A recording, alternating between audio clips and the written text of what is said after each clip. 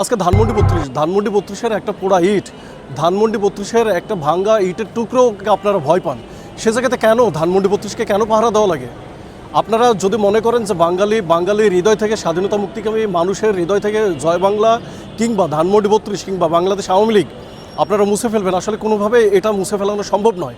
আজকে দেখেন 23শে জুন বাংলাদেশ আওয়ামী লীগের যে প্রতিষ্ঠাবার্ষিকী ছিল, সেই প্রতিষ্ঠাবার্ষিকীকে কেন্দ্র করে 18,000 পুলিশ, এখানে বিজেপি বলেন, সেনাবাহিনী বলেন, আপনারা সবাই জানেন যে কত জায়গাতে এই আইন শৃঙ্খলা রক্ষাকারী বাহিনী নিযুক্ত করতে হলো।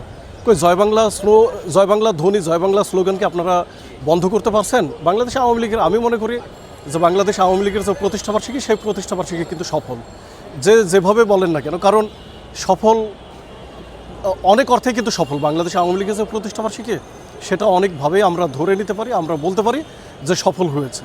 তো একটি কথা না বললেই নয়, এই জয় বাংলা ধ্বনি কিংবা ধানমন্ডি 32 কিংবা বাংলাদেশ আওয়ামী লীগ সব কিছুই বাংলাদেশের রাজনীতিতে প্রাসঙ্গিক।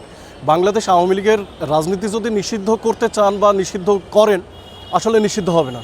নিষিদ্ধে আসক্তি বেশি, নিষিদ্ধ প্রেমে আসক্তি বেশি, এটা আমি আপনাদের সামনে বলতে চাই।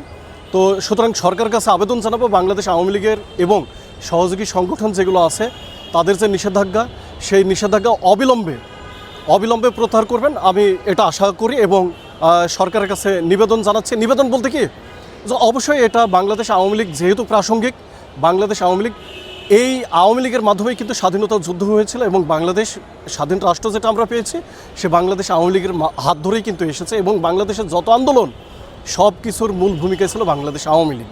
ধন্যবাদ।